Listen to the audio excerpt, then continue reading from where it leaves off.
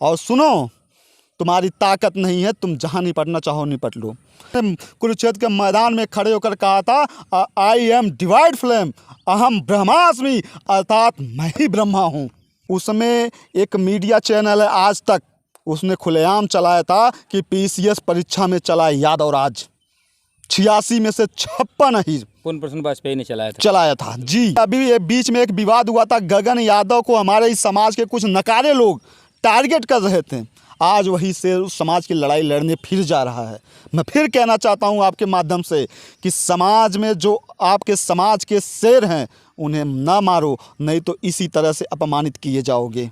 बहुजन समाज का जो एक मोमेंट था वो कहीं ना कहीं अखिलेश जी में दिखाई दिया, लेकिन उस मोमेंट को पवन पांडे, माता प्रसाद पांडे ये लोग जो है उड़ा के लेके चली गए। क्यों नहीं आप लोग, जैसे बात मैं करता हूँ, जब ब्राह्मण अगर उन्हें बहिष्कार किया है तो जो हमारे वंशज हैं, जो दादा हैं, पुरखा हैं हमारे, उनके मंदिरों में ब्राह्मण को जूता मार क्यों ना निकाला जाए? बिल्कुल बिल्कुल। और भैया मैं आपसे एक चीज़ कहना चाहता हूँ, मैं यदुवंशियों से कहना हूँ, इसका शुरुआत श्री कृष्ण जन्मभूमि मथुरा से की जाए। जितने सारे कृष्ण जी के मंदिर हैं, जितनी हमारी इष्ट देवियों के मंदिर हैं, जैसे विंध्याचल धाम हमारी कुल देवी हैं, वहाँ पर ऐसे पाखंडियों के लिए कोई जगह नहीं होनी चाहिए। कि पिछड़े समाज में यादव ने जिस तरह से मेहनत परिश्रम करके तरक्की किया है, इन मनुवादियों को जरा भी भा नहीं रहा है। इन कायरों का काम ही धोखा देना है, और हम लोगों का शानदार इतिहास रहा है। हमने हमेशा गोलियां सीने पे खाई हैं, हमने कभी पीठ दिखाने का काम नहीं किया है। और मैं उनको बता देना चाहता हूँ, सरकारों से कुछ नहीं होता। 90 बाभन 100 फकीर, सबसे उत्तम एक हीर। हमारा इतिहास बहुत शानदार रहा है। दोस्तों नमस्कार, मैं हूं ब्रजेंद्र यादव, आप देख रहे हैं राजनीति का सच। इस वक्त हम आजमगढ़ में हैं और मुद्दा वही है इटावा वाला। लोग वहां जाना शुरू किए हैं, लेकिन धर्म के नाम पे जिस तरह से ब्राह्मणी व्यवस्था ने, मैं ब्राह्मणी व्यवस्था कर रहा हूँ, ब्राह्मण नहीं, ब्राह्मणी व्यवस्था ने उसको उसके ऊपर पेशाब से छिड़क कर शुद्ध किया और उसके बाल छिलवाए, तो उसके चुटिया काटे। क्या ये अधिकार उसको किसने दिया है? शायद मुझे लगता है, अगर मैं ओबीसी के बैकवर्ड के लोगों के कहूँगा, आपने मनुवाद पढ़ा, संविधान तो पढ़ा लेकिन मनुवाद नहीं पढ़ा है। अगर मनुवाद पढ़ेंगे तो सही में अगड़ी जात की जो ब्राह्मणवादी व्यवस्था, जो वैदिक व्यवस्था है, वो लोग अपने रास्ते पे सही हैं। आप उनके रास्ते में भटक गए हो, इस नाते आपके साथ ऐसी घटना घट रही है। और आपके अगर जाति देखी जाए तो कैसी जातियाँ हैं तो इतिहास गवाह है। आप धर्म के नाम पे जो पाखंड फैलाने जा रहे हो खुद, और लेकिन आपको धर्म जो मुद्दा है इतना गर्म है। चर्चा करेंगे इस बारे में कि ऐसा क्यों हो रहा है बार बार। अभी 2 दिन पहले, उसी दिन इधर पश्चिम में, दक्षिण में, शायद उड़ीसा में, वहाँ पर जहाँ भाजपा की सरकार, वहाँ पर एक दलित को वो लोगों ने इतना पीटा और पानी पीने से मजबूर किया, मुंह में घास खिलाई। वो दूसरा मुद्दा ये कि उसका बाल छिलवाए, चुटिया कटवाए, मारे पीटे और पेशाब से छिड़के, महिला के पेशाब से, तब जाकर शुद्ध माना गया और नाक रगड़वाए। हमारे साथ विशाल जी हैं, क्या कहेंगे इसके ऊपर, आप बताइए। सबसे पहले आपके चैनल के माध्यम से जितने भी यादव समाज के लोग हैं, मैं सबको जय श्री कृष्णा कहता हूं।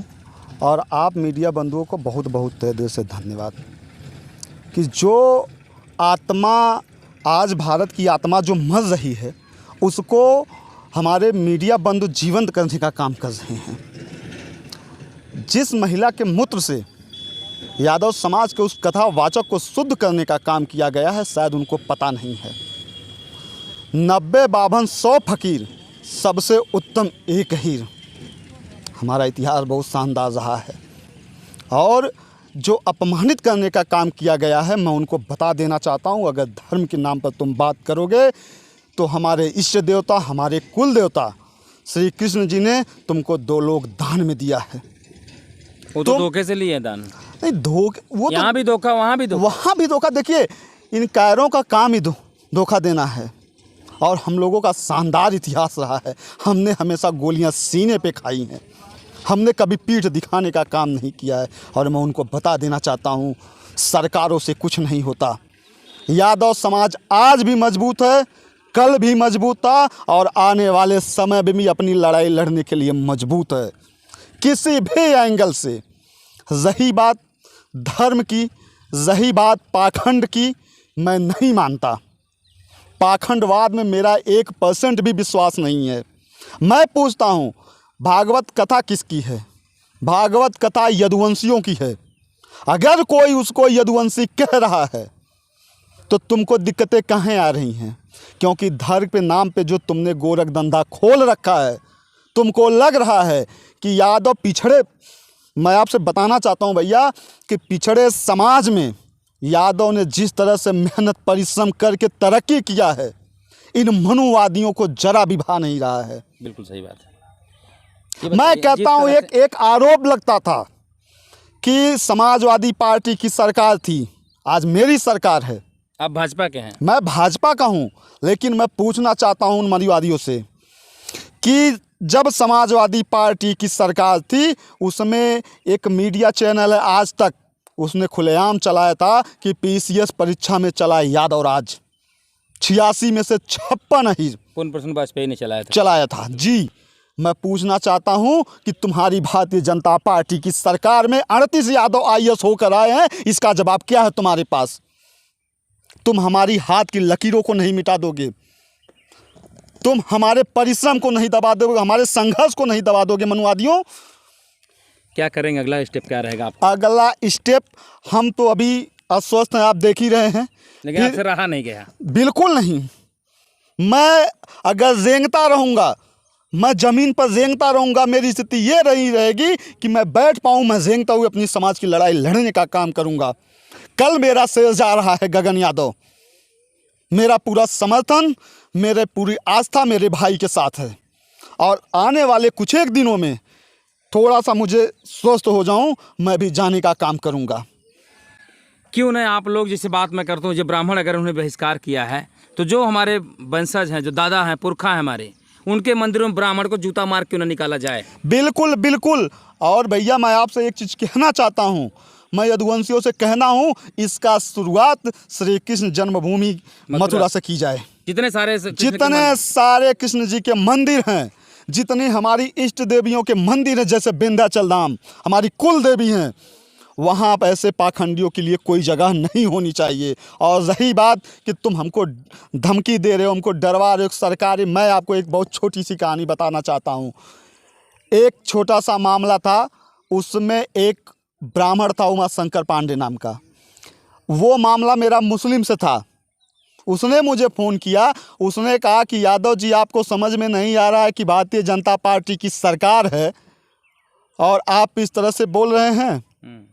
मैंने कहा सरकारें किसी की हों, मैं बोलता रहा हूँ, बोलता रहूँगा।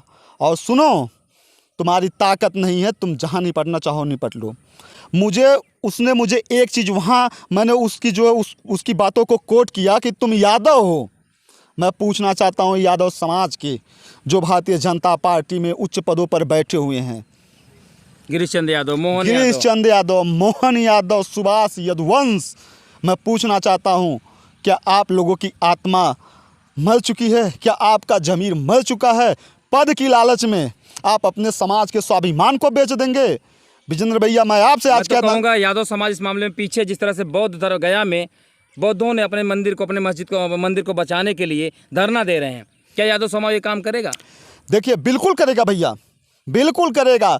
मैं एक बार फिर कहना चाहता हूँ, देखिए अभी बीच में एक विवाद हुआ था, गगन यादव को हमारे इस समाज के कुछ नकारे लोग टारगेट कर रहे थे। आज वही से उस समाज की लड़ाई लड़ने फिर जा रहा है। मैं फिर कहना चाहता हूँ आपके माध्यम से कि समाज में जो आपके समाज के शेर हैं, उन्हें ना मारो, नहीं तो इसी तरह से अपमानित किए जाओगे। क्या आप मान लेगा अखिलेश का पीडीए नहीं काम कर रहा है? नहीं काम कर रहा है। कैसे? अरे भैया, नेता प्रतिपक्ष अगर आप जो है माता प्रसाद पांडे को बना के रखे हैं तो पीडीए कैसे काम करेगा? मैं पूछता हूँ, पवन पांडे कहाँ है? एक बनारस वाले मिश्रा जी, वो तो माफ़ी मांगे यादों से। देखिए, वो मिश्रा जी, उनको जो है राजनैतिक अभिलाषा है, राजनैतिक महत्वाकांक्षा है, और कुछ भी नहीं है। उनसे कोई भी उम्मीद करना सरासर बेईमानी होगी।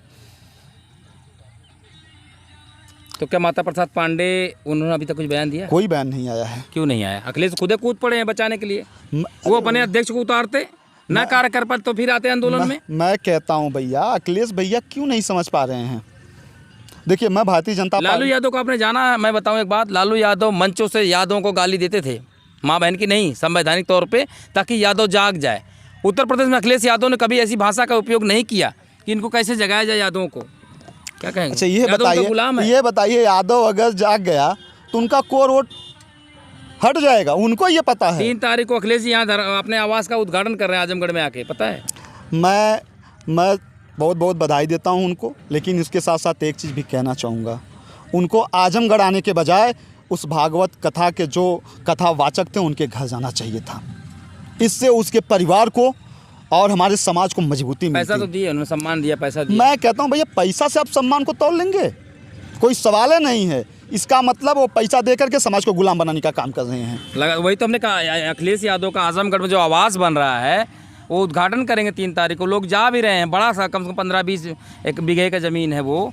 तो यहाँ से वो अब यादवों को लगता है जैसे इटावा हो गया, सैफई हो गया, और कई ज़िले हो गए, सबका शिवपाल यादव जी अलग, उनके लड़के अलग, धर्मेंद्र जी अलग, अखिलेश जी अलग, उनकी बिटिया अलग। तो ये लोग परिवार यादव को टोपी से ढक देंगे आज उत्तर प्रदेश को। क्या भैया, बात उत्तर प्रदेश की नहीं है, सिर्फ अखिलेश यादव की नहीं है, समाजवादी पार्टी के तमाम ऐसे समाज में बैठे कुंठित मानसिकता के लोग हैं जो ये चाहते हैं कि यादव समाज के संघर्षशील नौजवान आगे न आए, ताकि वो अपने परिवार को, जो उनकी राजनीतिक महत्वाकांक्षा है, वो अपनी परिवार की विरासत को आगे बढ़ा सकें। और यह समाज के लिए बहुत ही। अच्छा, ये बताइए, बड़ी शर्म की बात हो, महिला ने मुझे कहा ने पेशाब करके दिया, किस मानसिकता की रही होगी वो? भैया फिर उसके बाद आपने देखा कि वो महिला मीडिया के सामने आके हंस रही थी। और मैं एक चीज़ कहना चाहता हूँ, इनका इतिहास रहा है कि अपनी बहन बेटियों को आगे कर करके इन्होंने पहले देश को लूटा, अब समाज को खोखला करने का काम कर रहे हैं। ये कहते फिर हम लोग सब एक हिंदू एक हो जाओ, वहाँ वोट लेने के बाद हिंदू बनाते हैं, जैसे काम खत्म हुआ वो फिर हमला करते हैं। अच्छा, ये बताइए किसको हिंदू बना रहे हैं? मेरी बात सुनिए, हमको हिंदू है। मेरी बात सुनिए, हमको हिंदू बना रहे हैं। अरे उनको पता नहीं है कि हम लोग वैदिक क्षत्रिय हैं। अगर हिंदू धर्म की वो बात कर रहे हैं तो हम लोग वैदिक क्षत्रिय हैं।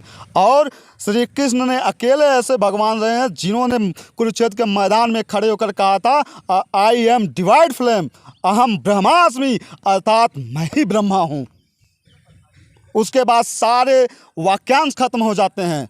न राम का पता है, न घनश्याम का पता है, किसी का नहीं, सिर्फ एक और एक चक्रधारी, सुदर्शन चक्रधारी केशव जी का। आपकी बात ठीक है, वो बातें, लेकिन कहीं कहीं देखा जाए 85% जब बहुजन पढ़ता है, पेरियार को पढ़ता है। ललन सिंह यादव को आप जानते हैं? बिल्कुल जानते हैं। क्या उनका इतिहास है? उनका शानदार इतिहास है। उन्होंने बहुजनों को जगाने के लिए बहुत त्याग और सच्ची रामायण लिखे, उन्होंने पढ़े आपने कभी? नहीं, बहुत चीज़ें नहीं पढ़ पाए, लेकिन कुछ चीज़ों को हमने पढ़ा है जो मुझे प्रेरित करता है और मुझे यह एहसास दिलाता है कि मैं किसी भी पद पर बैठ जाऊँ, मैं कितना भी बड़ा बन जाऊँ, लेकिन मैं शुद्र ही रहूँगा। बिल्कुल, तो पेरियार जी की बात तो साफ हो गई। बिल्कुल साफ है, बिल्कुल साफ है। और मैं कहना चाहता हूं इन ढकोसलेबाजियों से, इन पाखंडवादियों से। अखिलेश जी का भी तो आवाज़ धुलाया था, 9 दिन लगातार धुलाया गया था गंगा जल से और गौमूत्र से।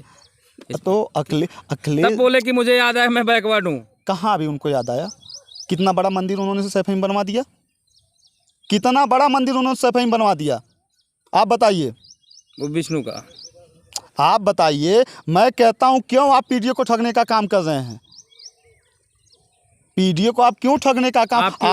आपके पीडीए के चक्कर में बहुजन समाज मारा जा रहा है, आपको कुछ ज्ञात है? आपके पीडीए के चक्कर में लगातार दलितों पिछड़ों का शोषण हो रहा है, आप कहाँ हैं? देखिए, हमको चाटुकारिता नहीं आती, हमको चरण वंदना नहीं आती,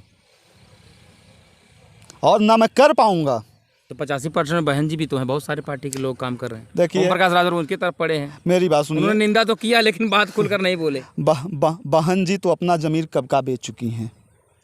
बहन जी का कोई अस्तित्व बचा ही नहीं है।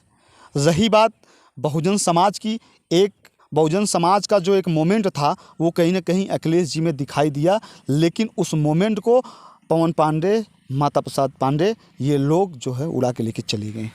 अचल सिद्धार्थ यादव ने एक फ़ोटो तस्वीर जारी की, राहुल गांधी को और अखिलेश यादव को बहन जी के सामने हाथ जोड़ते खड़ा हुआ किया है कि अब इनसे मदद मांगो, तब जाके आप पीडीए पूरा होगा आपका। देखिए, राजनीतिक महत्वाकांक्षा रखने वाले लोग कभी भी समाज का भला नहीं कर सकते।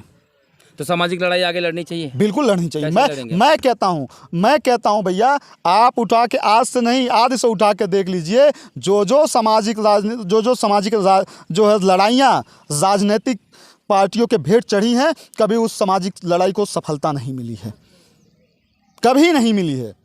और वही चीज़ इसमें भी हो गया। मैं कहता हूँ, आप लोग निकले थे सत्ता पाने के लिए, चले गए भटक गए धार्मिक मुद्दों में, ऐसा क्या हो गया? भाजपा का चाल है क्या, या किसी मुझे बताओ, हम अगर कहें अपनी बात में तो बड़ी बड़ी पार्टियों के लोग ऐसे ऐसे एक एजेंडे छोड़ देते हैं ताकि लोग गुमराह होते पड़े रहें। मुझे तो लगता है या तो सपा या तो भाजपा, दोनों में से किसी की चाल है ये। कैसा आपको? देखिए, क्यों भाजपा से जोड़ के देखा जा रहा है? मैं कहता हूँ क्यों भाजपा से जोड़ के देखा जा रहा है? जब थोड़ा सा देश ढीला पड़ता है तो एक नई चीज़ें आ जाती हैं। ऑपरेशन सिंदूर आ गया, फिर इसके बाद और कई सारी घटनाएं आगे, लगातार मोदी जी इस चीज़ को करते हैं। यहाँ पर मोदी जी नहीं बोलेंगे, योगी जी का बयान नहीं आएगा। नहीं, बिल्कुल। देखिए, हमारी पार्टी की तरफ से लगातार कार्रवाई हो रही है और मैं विश्वास दिलाता हूँ। जेल गए 4 लोग जेल गए हैं और कठोर कार्रवाई होगी। मैं तो, मेरा दिल वही जो बहुत सुखद मुझे अनुभूति हुई जब उसका हस्बैंड आके मीडिया के सामने रो दिया। यादव समाज का नाम लेते हुए कहा कि मैं माफ़ी मांगता हूं, मेरी कोई गलती नहीं है, मेरे विपक्षियों ने ऐसा कृत्य किया है मुझे बदनाम करने के लिए, और मैं के सामने रोने लगा। मुझे वही सुखद एहसास हुआ, मुझे एहसास हो गया कि हमारे समाज के एकता में बहुत ही ताकत है। और 26 करोड़ यदुवंशी हैं, इस चीज़ को याद रख लेना। तभी तो आप लोग रेजिमेंट की बात कर रहे हैं। बिल्कुल कर रहे हैं। हमने हमेशा कहा है, इतिहास हमारा पढ़ लेना, हमने रक्त से शब्द सजाए हैं, सर कटते थे, धड़ लड़ते थे, तब अहिर कहलाए हैं। क्या संदेश देंगे उत्तर प्रदेश के यादवों को लेकर या देश भर के यादवों की घटना घटी है? मैं कहता हूं, अगर किसी यादव समाज के साथ, किसी भी व्यक्ति के साथ कहीं भी कोई घटना घटती है, मैं भाजपा का हूं, आप सपा के हैं, वो बसपा के हैं, वो कांग्रेस से, मुझसे इससे मतलब नहीं है। अपने समाज के लिए आप लोग मजबूती से खड़ा होइए, तभी हमारा आपका अस्तित्व वजूद बच पाएगा। बहुत बहुत धन्यवाद हमारे चैनल में जुड़ने के लिए। धन्यवाद भैया। देखिए, विशाल यादव हैं, अंशु जी हैं, भाजपा के नेता हैं और काम कर रहे हैं, वो मतलब अपने सब भारतीय जनता पार्टी के लिए। लेकिन मुद्दा जो है, जब यादव पे बात हुई तो इन्होंने यादव के सामने खड़े हो गए कि हम लड़ाई लड़ेंगे, ये अन्याय हुआ है, गलत हुआ है। और जो उस कथावाचक के साथ घटना घटी, ये तो पूरा देश जानकर सुन्न होगा। अगर मध्य प्रदेश में अखिलेश मोहन यादव सरकार बनी तो उसके ऊपर पेशाब किया था, शिवराज सिंह चौहान थे, उसको बुला कर उन्होंने उसका पैर धुला और उसको पैसे सम्मानित किए। और वही काम अखिलेश यादव ने किया है। लेकिन क्या वो मरहम जो लगाए थे ख़त्म हो गया? क्या वो घाव भर गई? वैसे राजस्थान में घटना घटती है, अभी वहाँ पश्चिमी तरफ घटती है, कई सारी ऐसी घटनाएं घटी पड़ी, लेकिन समाज नहीं चेत रहा है। मुझे लगता है पाखंड से दूर होना चाहिए और अपनी पूजा स्वयं करना। अगर अपने अंदर आत्मा को, अपने अंदर की आत्मा को जगा लेंगे, स्वयं खुद ही अपने आप को भगवान बन जाएंगे। तब तक के लिए नमस्कार। ब्रिजेंद्र यादव, आजमगढ़।